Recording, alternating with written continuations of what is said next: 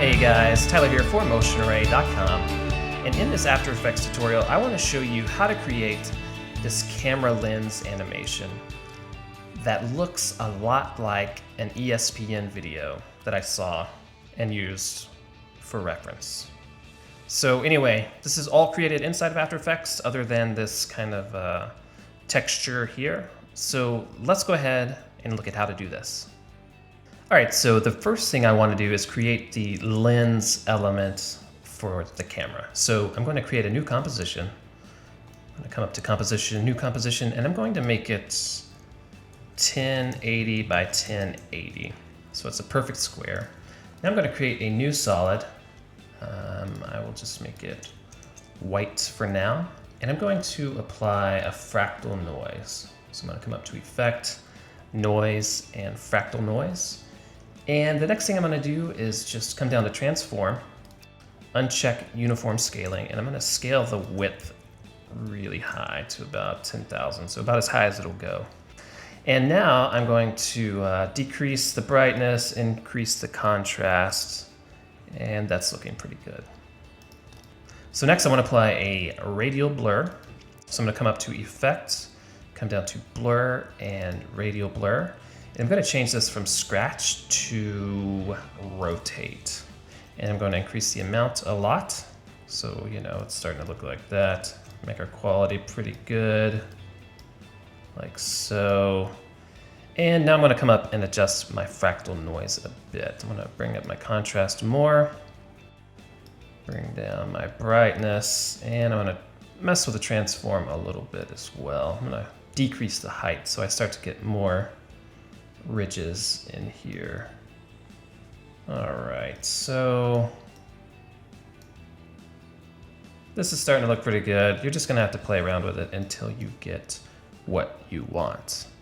All right, so the next thing I want to do is add some color on top of this. So I'm going to create a new adjustment layer, and I'm going to apply a 4-color gradient. And I can't remember where that is, so I'm just going to search over here for 4-color gradients, and I'm going to apply that to my adjustment layer and change this to, let's see what an overlay looks like. All right, that looks pretty good. And I don't like these colors, so I'm going to just make it more kind of green and blue. Don't like that bright green there. So something like this, a little less saturated on this color, and I want to blend them a little bit more. All right, so there we go. We now have the base of our camera lens element. All right, so now I'm going to start building my camera lens, and this is kind of an organic process, so bear with me as I wing this. So I have an HD composition here, and I'm just going to drag my lens element in, and it looks like this. Not very pretty. So I'm going to highlight it and come up to a circular mask tool, and I'm just going to double click that, and it's going to apply the mask to this layer. And then I'm going to come down here and duplicate the mask and change this one to subtract. And I'm going to double tap MM on the keyboard to bring up all of the mask properties. And under expansion on the second mask, I'm going to decrease that. So now we can start seeing, you know, parts of this lens element. Then I'm going to feather it up a bit. And I only want a little section of this. I don't want the whole ring. So what I'm going to do is come up to Effect, Transition, and come down to Radial Wipe. And I'm going to increase the transition completion to where I like it, and I'm going to increase the feather a bit. So I think this is looking too thick right now, so I'm actually going to decrease the lens expansion, or the mask expansion on the first mask. And I'm kind of starting to like this. It might be a little too wide. All right, so let's go ahead and go with some of this blue down here. That looks pretty good. All right, so I'm going to turn this into a 3D layer by clicking the box. And what I'm going to do now is just continue this process by, duplicating, rotating, and pushing these back in Z space a little bit. And if I want to start grabbing different parts of the lens elements, what I'm going to do is just change the expansion. So we can grab, something like that, and we can decrease the feather if we want, and even decrease the transition completion, so that now, we're starting to get kind of a smaller, hotter looking area. So I'm just going to keep doing this until, it starts to look more like a lens.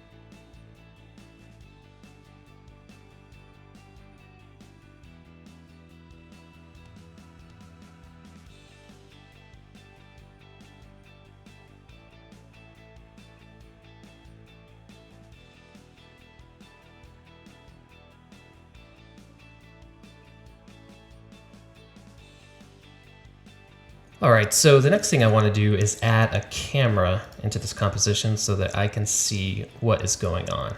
So I'm going to come up to Layer, New Camera, and 50mm is fine. And I'm going to add a null object as well to control the camera. So I'm going to come up to Layer, New, Null Object. I'm going to make it 3D, and I'm just going to attach my camera to this null. And now when we change the Z position, you can see that we can kind of fly through the camera lens.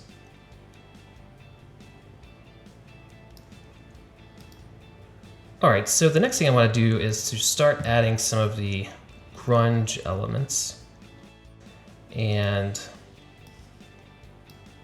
this flare element as well, and refining the camera lens a little bit. So the first thing I want to do is add a new solid. So Layer, New Solid, call this Flare, click OK. And I'm just going to apply the Videocopilot Optical Flares plugin. And I want this to kind of be a simple flare, so let's see if I can find one. I think I used this one and just changed it to a blue color. That looks pretty good there. Click OK. And it's a little large, so I'm going to scale it down and change it to additive. All right, so that's looking pretty good, but the problem is that our flare is not in Z space. So I'm going to add a new light, a point light, 100%, that's good. And on my flare, I'm going to change its source to track lights. So now it's tracking this light here. And I actually need to push this light back in Z space a bit, and I'm just going to move it kind of right over there. But as I add this light, it's affecting all of my other 3D layers. So I'm going to highlight all of them and click AA. And I'm going to make it where they do not accept lights, like so. And I also want to just highlight all of these lens element layers and make sure that the shy layer button is clicked, and I'm going to shy those so that I no longer have to see them. So now I'm going to add in this kind of dirty, grungy looking texture, and I'm going to change its blending mode to screen. And I actually want to scale this down and make it look like my lens has this grunge on it. So I'm going to get a circular mask and draw it out, feather it a little bit, And I'm gonna push this back in Z space. And I actually need to make sure that it does not accept lights either. Scale it up some.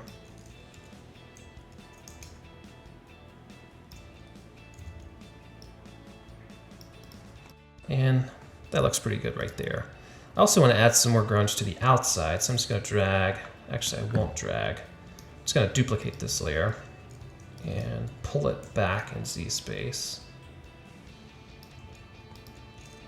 Delete this mask, scale it up a bit, and rotate it 180 degrees so that it's different from the one that we just added. I'm going to take its transparency down a little bit. All right, so we're looking pretty good. Now I just want to add kind of these color overlays to the sides that you see here. And the way I'd like to do that is by adding just a solid black layer. And coming down to generate and circle. I'm just going to change this to like a pink color. Pull it over to the side. Come to the feather and feather it out a pretty good bit. And change the blending mode to screen. Now I'm going to duplicate this, change this one to more of a green color, and pull it over to the other side. Except maybe I'll make it a little more blue and a little more saturated. All right, so we're looking pretty good now, and we should probably go ahead and start adding in some of these graphical elements. So the first thing I want to do is add in a new white solid to make those lines. I'm going to make it 3D, tap AA, make it where it does not accept lights. I'm going to change this to about 0.5 and scale it out to about 380. Next, I'm going to drag a rectangular mask across the middle, and I'm going to invert that. And I'm just going to add a blur to it. Just a fast blur, set this to horizontal and increase that a bit so that we don't have hard edges. And I'm going to bring the overall opacity of it down and set its blending mode to screen. Next, I'm going to duplicate this and rotate it to about -90. I'm going to bring up my mask expansion and bring that in a bit so you can see it some more. So that's looking pretty good there. Let's go ahead and add in these random numbers. So I'm going to create a new composition. 1920 by 500 is good. I'll just go ahead and name this numbers. And bring up my text tool, type in some random numbers. Maybe that's too many there. And then I'm going to come down to animate, and it's actually off the screen, but I'm going to choose character offset. And now when I animate this, it's just going to cycle through kind of random numbers. So I'll just set a keyframe at the beginning and at the end. And so now we have some cycling numbers.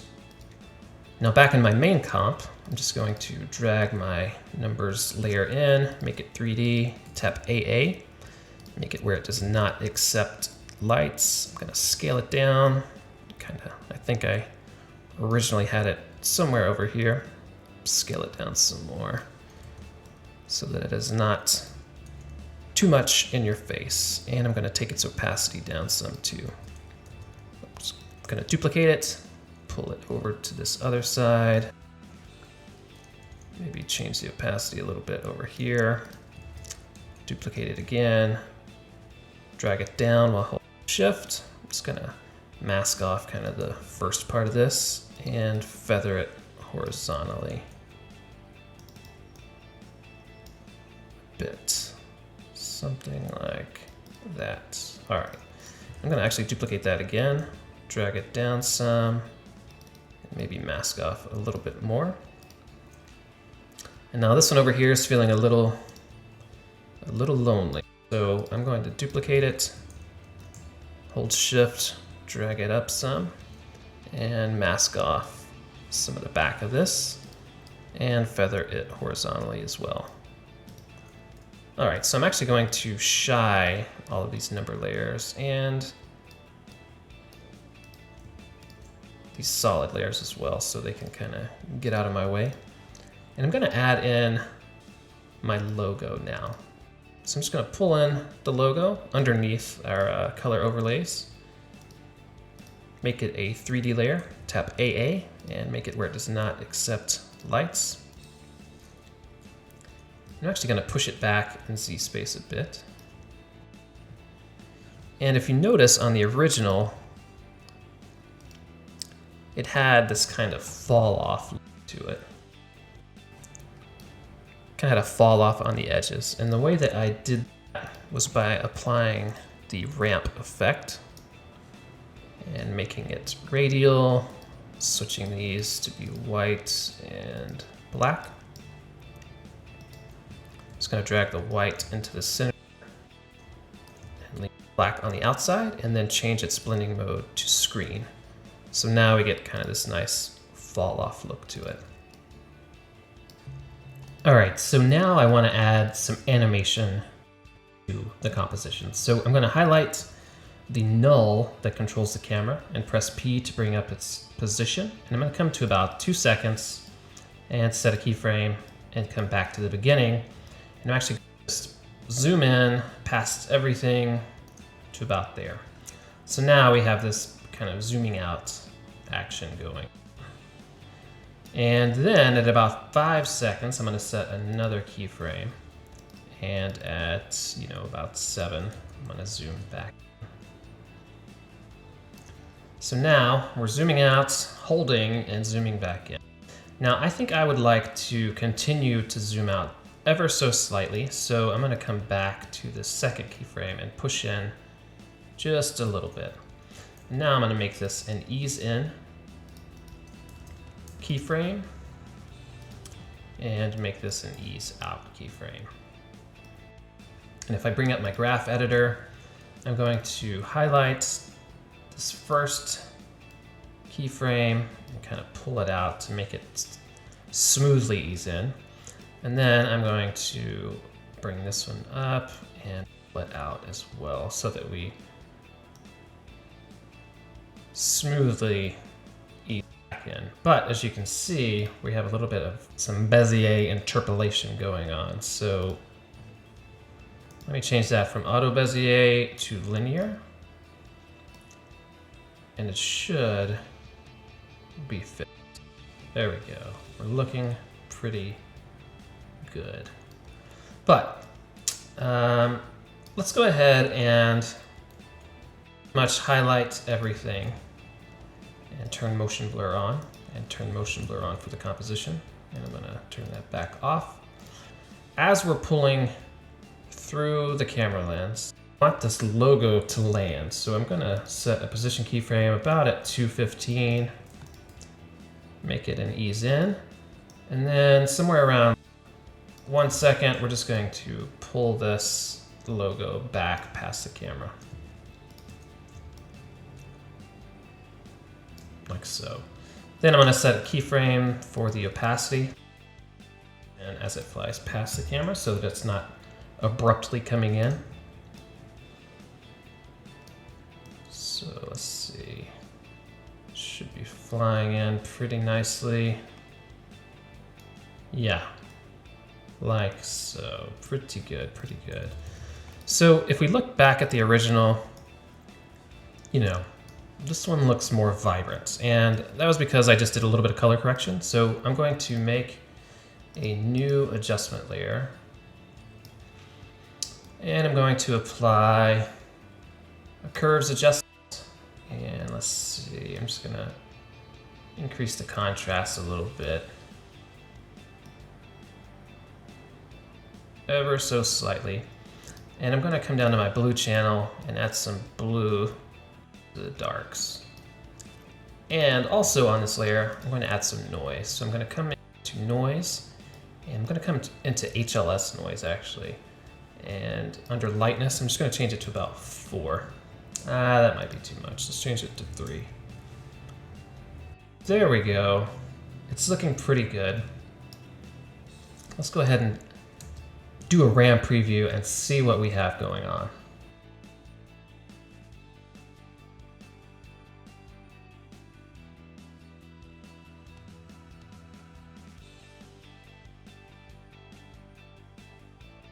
All right, so this is looking pretty good. There are a few things I want to change with it. I would like for the logo to fly in faster. And also, if you notice closely, you can see some anti-aliasing going on with the logo. So in order to fix that, I'm just going to add a fast blur. And I'm going to blur it as it comes in. So right about here, let's say, take it up to about 6.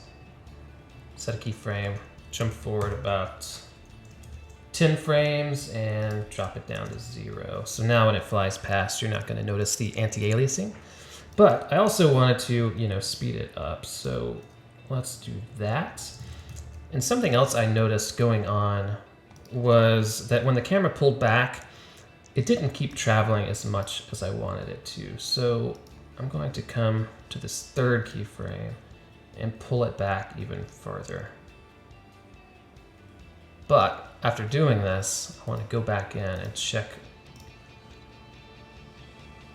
out my graph editor and make sure that these are all aligned nicely so that we don't get some weird hiccups in the animation.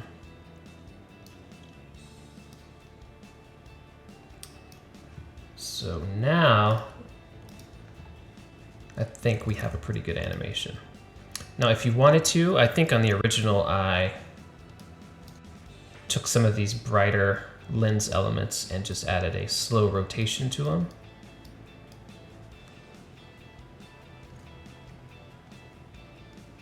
So you can add that in. And yeah, so that is about it. Let's go ahead and take another look at our RAM preview.